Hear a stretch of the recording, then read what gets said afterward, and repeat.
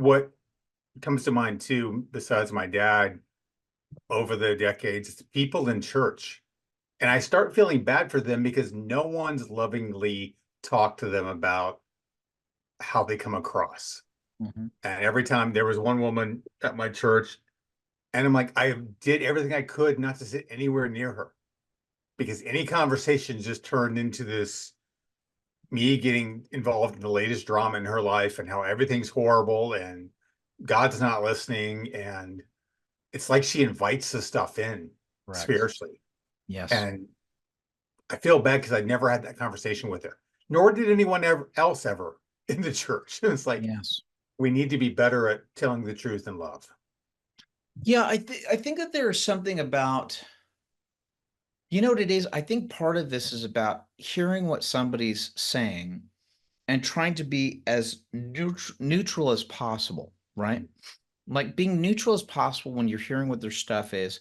Yes, part of this is about like repeating things back to make sure that you're getting the clarification of what this is, but also like not falling into the trap, because that's exactly what it is. Because I think what happens with these people, and these are people that I've met, it's not going to matter what you say or what solves or anything that you try to offer. Doesn't matter.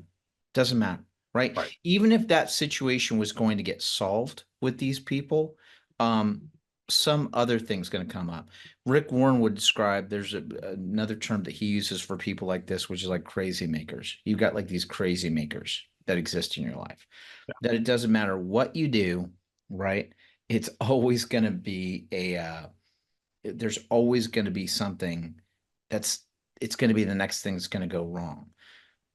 Because, and I don't know what I'm not sure what the payoff is for them. I'm sure it's has something to do with either the attention or the focus or whatever that is. But man, and to your point, it starts getting to a point where you go, hey, I'm hearing the same story over and over and over and over again, and there's no change that's Right. happening with you. And again, when you start thinking about this in terms of program or 12-step work, there are moments where you have to go, maybe the best thing that's happening is that this person is getting that there is nobody around them, because the person needs to hit a rock bottom. Mhm. You eventually need to get to a rock bottom to kind of go, what the heck's going on, right? But Satan's very masterful that way too, because he can always get in there and just go, well, that's just the way the world is. Everything's against you, right? And we can Yeah. keep playing those tapes. I had situations over the years when I'd be in break rooms at Disney. There would be, when you're working with comedians, there can be some very broken people. There's broken people that get into that business, right? There's broken people that get into that business, and they can be brilliant and hilarious and just phenomenal on stage. And yet, having one-on-one conversations with them, it can be some of the darkest, you know, darkest, most depressed, dark cloud that hangs over them. And man, did I have a few of those. We would just have situations. So I'd be working on a comedy show that was down there. And I mean, some really funny stuff that you get to do on stage. But that sometimes those dressing rooms, depending on who the combinations of people were, oh my gosh. I mean, it was like palpable when you would walk into those rooms and just go, I mean, it was so oppressive because it didn't matter what was said, it was just always how people were getting screwed, what was wrong, what's not working right, how everything's against them, how a system's against them or whatever, gossiping about other people. And, eventually you just get to a point where you just go, I can't take this. I remember the amount of times that I'd be leaving Disneyland, and I would think to myself, I would be leaving Disneyland and feeling completely worn out and exhausted.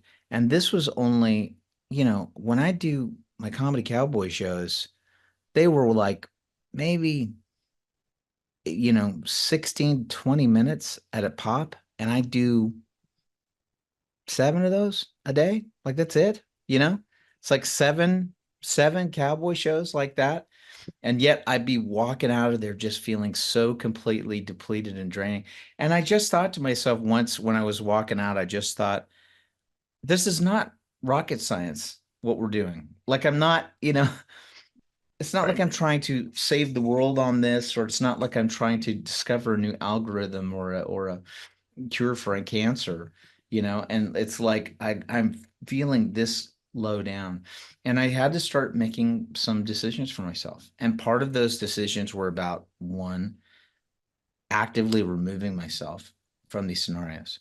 So I can't tell you the amount of times that I would like do a show, come back, and then I just like grab my computer or notebook or book or Bible or whatever I was reading, and then just go somewhere else. And I'd sure get a lot of dirty looks, you know. Where'd you go? What's going on?